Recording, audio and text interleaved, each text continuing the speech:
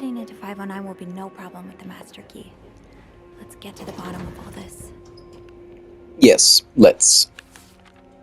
A breaking point. No, not yet. Writing on the door. While retrieving my keys from the basement, I found the words hypocrite bitch written in red lipstick on Linda's door. There's a recipe for drama if I've ever seen one. Thank goodness Linda keeps a master key in the locker room in case any of us misplace our own set. I can now unlock room 509. Hopefully I'll find some answers in there. Weeping Wendy. Kinda sounds like an insult, Sophie. Wendy's not doing so well. She's holed herself in the bathroom, sobbing her heart out. I tried to comfort her and offered her a listening ear if she ever needs it. I don't know how much it helped, but at least she knows she's not alone. Beth and I agreed that the graffiti left on Linda's door was most likely Wendy's doing. I hate to say it, but Linda's given her enough cause after all.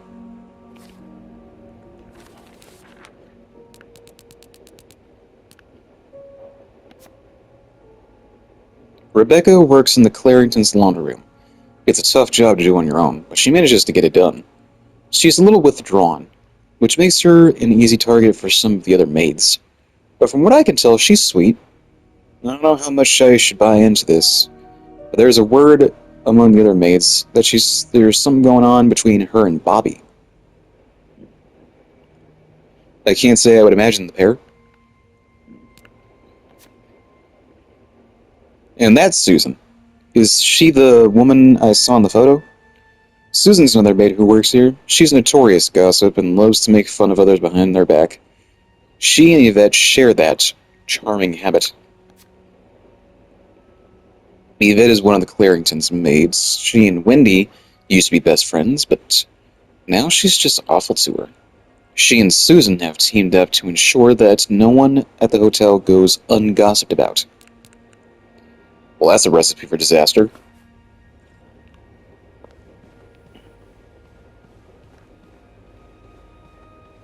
You want to talk amongst yourselves about each other? Fine, but don't go spreading rumors.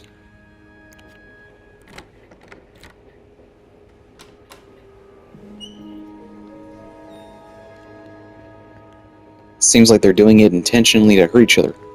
And that's not okay.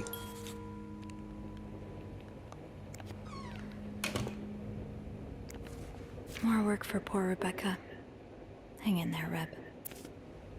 Yeah.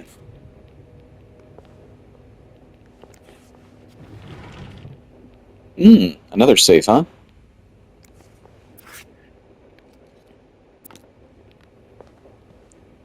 Well, I'll be sure to open that.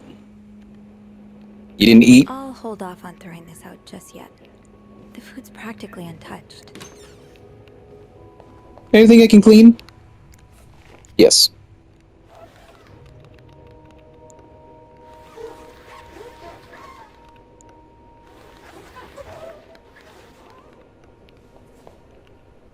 That makes me feel good. Cleaning is good. Looks like someone tore that note apart, but I'm missing some pieces. I can't make out what's written. Moodil? It's the other side. Each Moodil tablet contains 4 active ingredients. Acetophenatidin, aspirin, cinnamadirin, and dose 1 tablet every 3 or 4 hours. If needed, take no more than 5 tablets in 24 hours.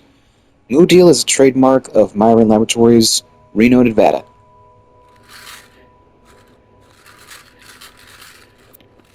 Pills here!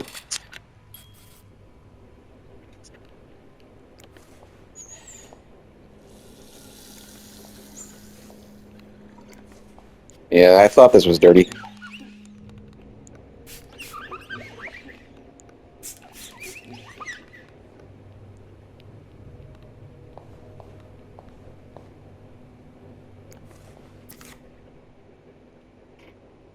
Felix toothpaste. A wider smile at a sensible price.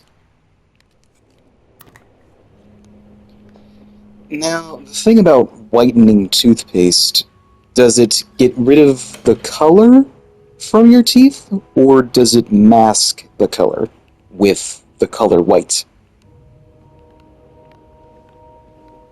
I feel like it does the latter, which is not what I want.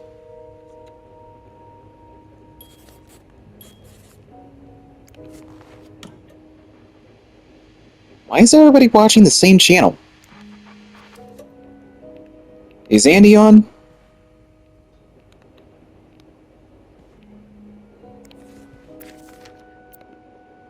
Expenses, Montreal vacation. $3, 8, 10, 3, 1, 5, 3, 5, 1, 10, 25, 2, 3, 4, 1, 48, 9, 63, 3, $2, 5, $1, $2, 8, 19, and 10. Rounding up. That's a lot of expenses. Did you add that up, Hector?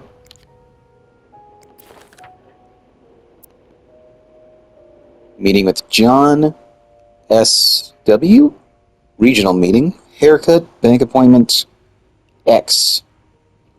Notoriety appointment, departure, Montreal arrival, Clarington Hotel wedding anniversary, don't forget vows.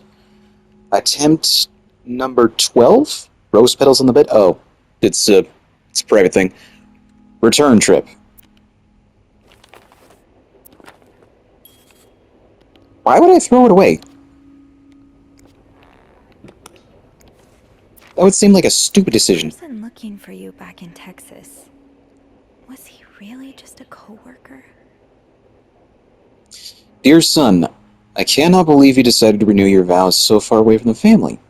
Your father and I are very disappointed. And so are your sisters. Montreal, what a strange destination. I wouldn't be surprised if this was another one of your wife's ideas. I met Luciana in town yesterday. She has 5 children, 3 boys, 2 girls, and is pregnant with her 6th. Juan has just bought them that nice house on the corner of Prado and Ramos. Imagine if you had married her like you were supposed to. You would have your own family by now. Yesterday I also drove by your home to get the mail. As I was leaving, I met a man who was looking for you. I think he's one of your colleagues from work, but I'm not sure. I told him you were in Montreal and would be back next week. When do you come back exactly? I hope you can be there for your uncle's birthday party on Friday. I will make your favorite cake. Your mother. Well, what do you guys gotta be disappointed for?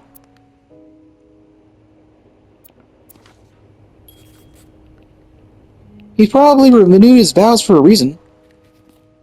Oh, so you guys want to read the word too, huh?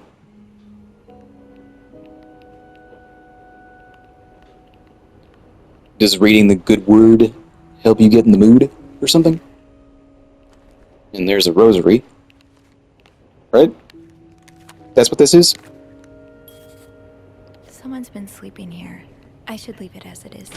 Okay.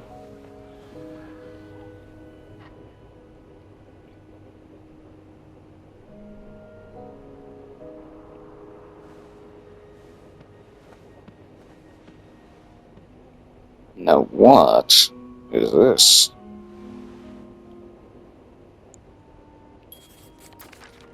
Mrs. Cruz got her personal information stolen.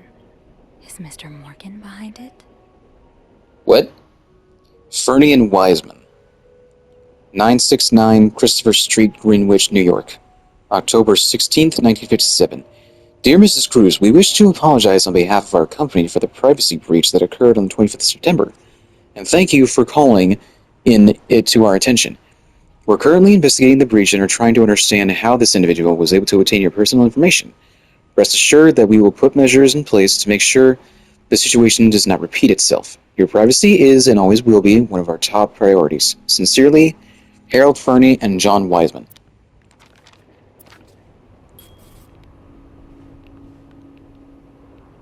Those are the rose petals that they were using.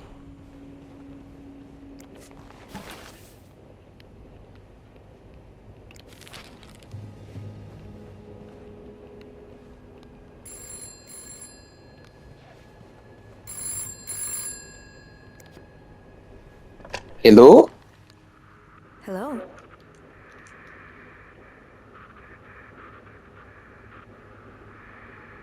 Hello? Beth? Is that you? No.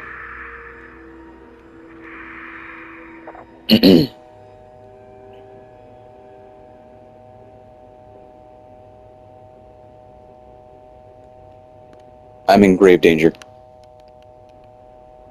I'm sure of it. Clarington Hotel reception desk. Beth? Sophie? Did you just call me? No. No, I didn't. Then who called? What do you mean, who called? Someone just called, and they said nothing. All I could hear was static and breathing. Whoa. The creeporama just keeps on going, doesn't it? Yes. Hold on. Hey, Archie. What's up? Give me a second, Sophie. Okay, so turns out Archie here patched a call through to 509 moments ago.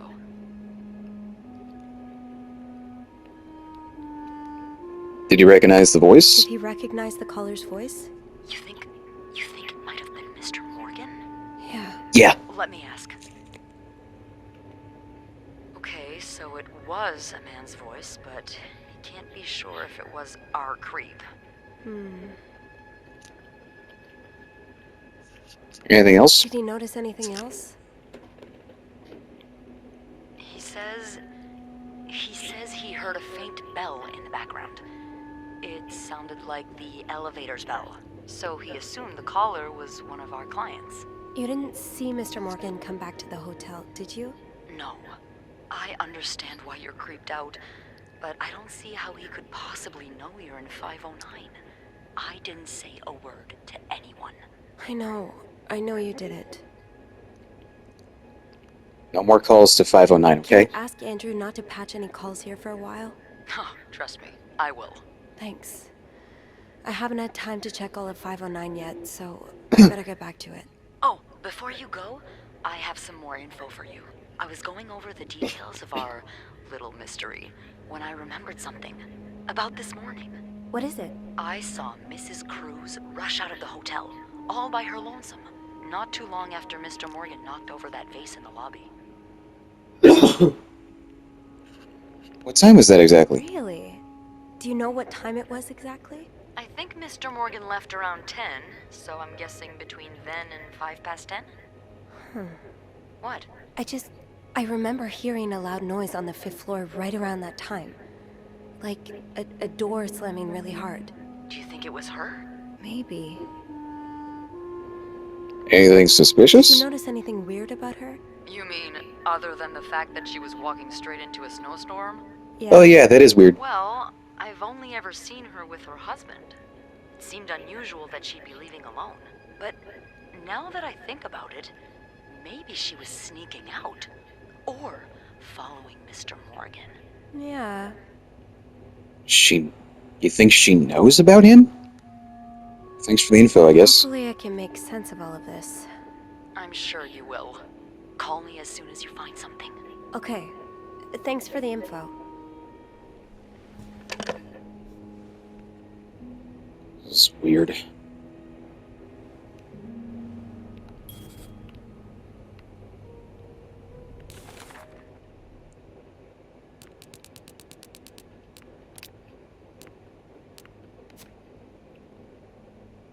Or to use Mr. Morgan's shorthand, H, the other Cruz and the husband of Marcella. They splurged on a suite, but I know not to assume that's a sign of a happy marriage, especially when someone's made up a couch bed in the living room. Oh. The tension in their room is palpable. Hector's mother is definitely the pushy type, judging by a letter she sent. It seems like the Cruises are in town so they can renew their vows. And from the looks of it, Hector's mother really wants them to hurry up and give her grandchildren. I'm suddenly grateful that Mom was never so pushy with me.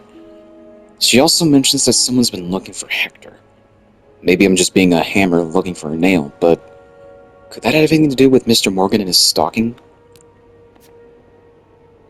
Marcella Cruz, the M in Mr. Morgan's journal. One half of a couple staying in one of our suites. There are more than a few hints in their room that this isn't exactly the second honeymoon of her dreams. She's clearly caught up in something.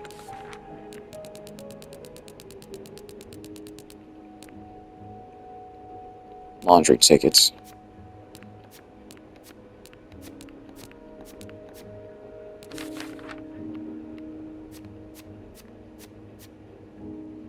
The sweet life. Yeah, we got the sweet life.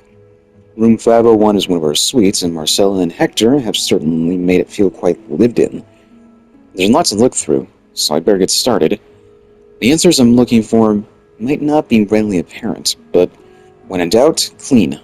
I'm sure something will come up. That's a good motto. You should be cleaning anyway. Nobody likes a dirty room. A secret message. Lo and behold, a little bit of cleaning up later, and I stumbled upon something curious. A message of some kind, torn up and discarded. If this first piece was discarded so carelessly, then I might have a chance of finding the others. Sleeping solo. One half the Cruises seems to have made their own sleeping arrangements on the room's couch. Whether this was voluntary or the demands of the other is unclear. Don't tell me it's Hector sleeping on the couch. That's so cliché. The Cruises have some kind of suitcase on their bed, but not the kind I usually see. It's smaller, perfectly square, and can only be opened with a 4-letter code. Hundreds of possibilities, and I don't even know where to start. Cruz? No, that's too simple, I'm sure. A letter sticking out of the case, addressed to Mrs. Cruz and signed by a Fernian Wiseman. Apparently, she suffered a breach of privacy recently. Phone rang while I was tidying up. Picked up, all I could hear was breathing. No other response. Quick call reception cleared things up. Beth confirmed that Andrew patched a call through 509. I asked them to put those calls on hold.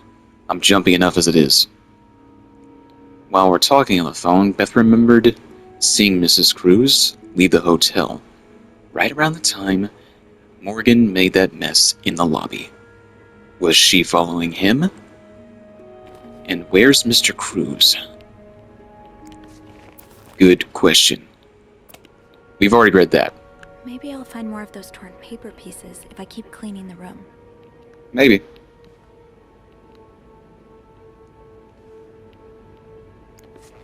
Wow. You look like a couple out of a magazine. You guys look so beautiful together. What am I looking for? These pearls, they look absolutely gorgeous on you.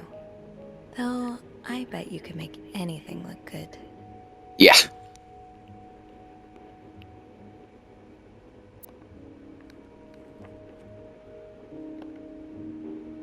"1948. I think I found a clue.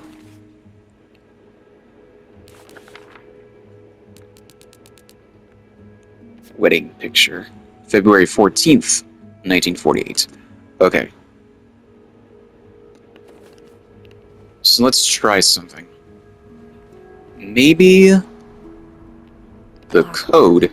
It looks like the code is made up of 4 letters. Oh, okay. Letters, not numbers. See, I was thinking that maybe the code This looks right up to... Andrew's alley. I wonder if he's read this one. I was thinking the code would be their wedding date. Margot B. Thompson, stranger in the night. She thought she was tracking a killer. The trailer was tracking her instead. Pocketbook number 387. Interesting. San Francisco, 1953. Gloria Gray is an aspiring writer who works at a diner by day and writes crime fiction by night. When a series of murders occur across the city. She decides to pursue the killer in the hope of turning her story into a best-selling novel. She meets Hugh, a mysterious young man who offers his help in finding the murderer. But soon Gloria starts to wonder if he is the killer.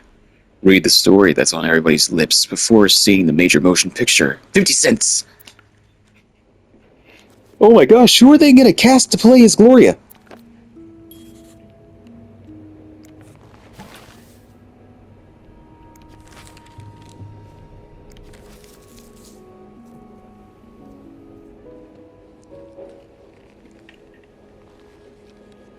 We got the letters?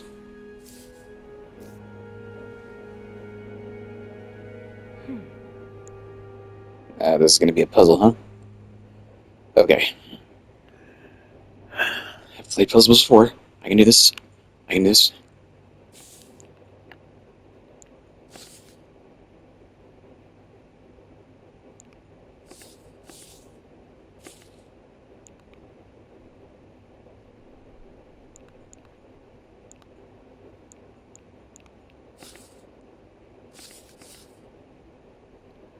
Mm-hmm.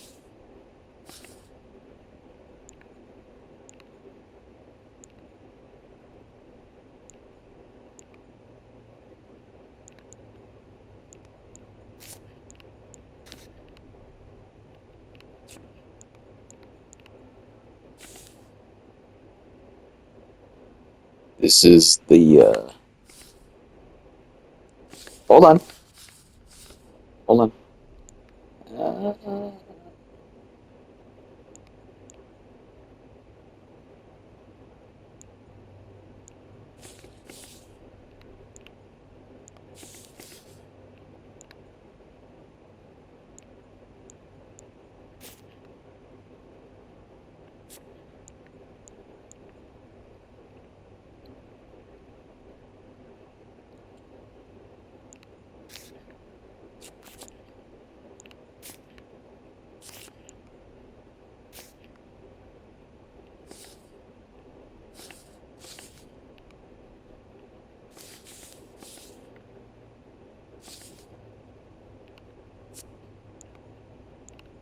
No, that's not correct.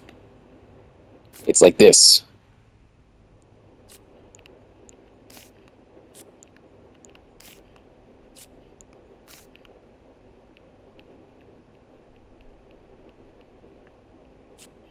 Yes.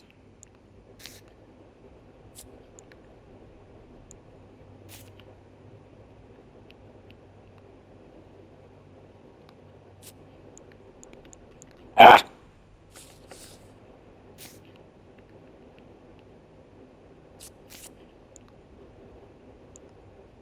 Wait.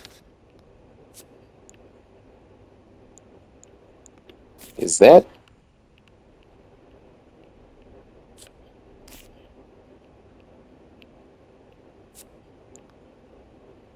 Yeah, okay.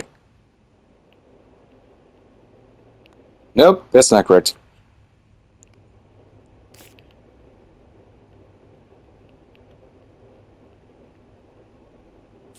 Yes.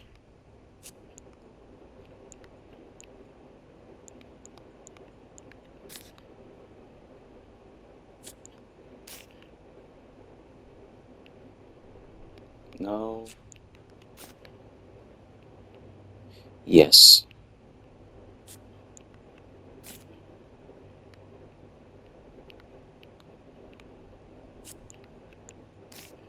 You. No?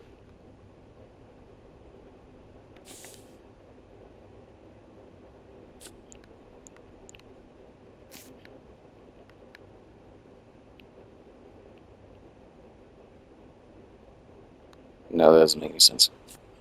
Um.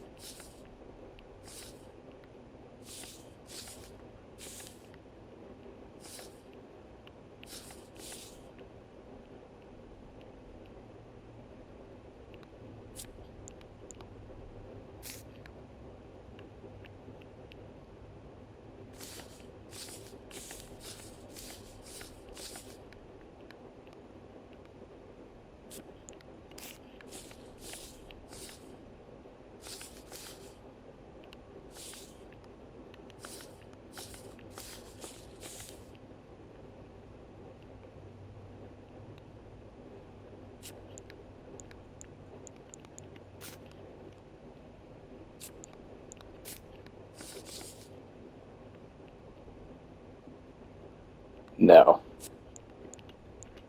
That's stupid.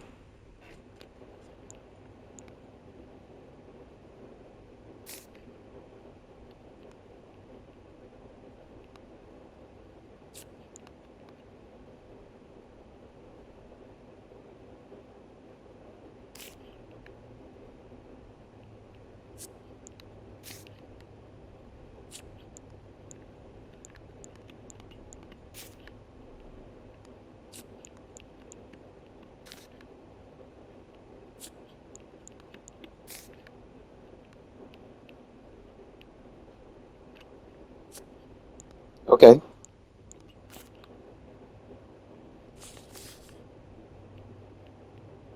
Uh-huh.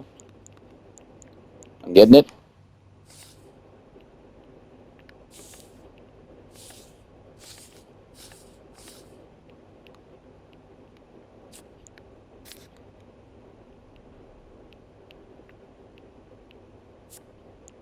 Okay.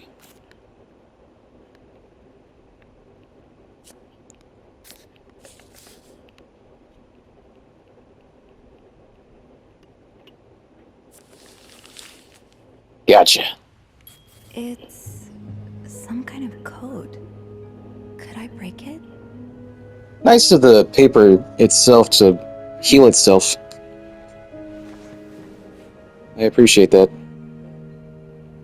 Trophy earned. Puzzled, but not for long. You're darn tootin'. Le Petit Régal. I read that before.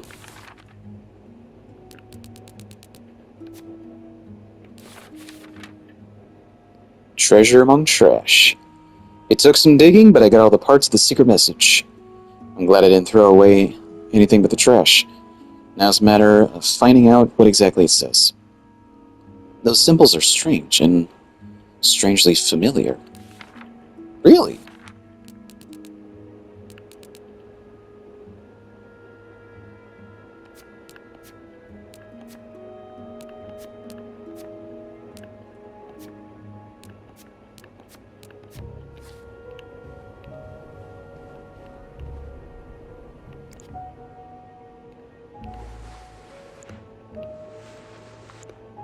You guys don't mind if I make the bed, right?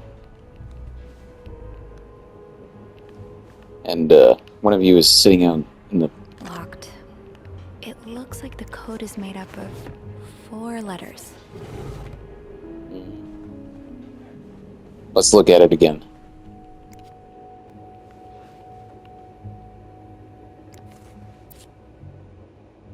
Mr. Hector Cruz. The All-American Fire and Life Insurance Company. Insurance agent. Protect the dream. Phone 300 West 6th Street, Austin, Texas. I don't know what that means.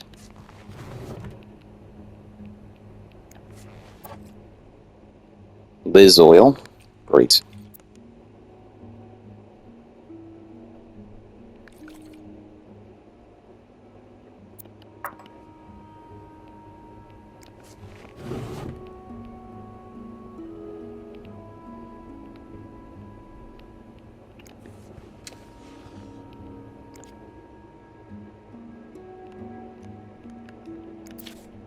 Am I reading this right?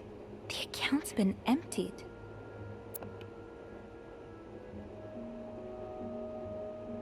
Please retain this statement for income tax purpose. A charge will be made for additional copies. The financial statement of this firm is available for your personal inspection of its offices, or a copy of it will be mailed upon request.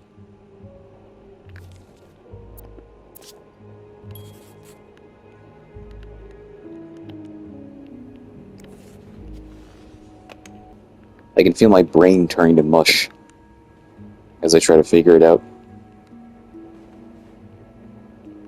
I think it's a good sign that I should go to sleep.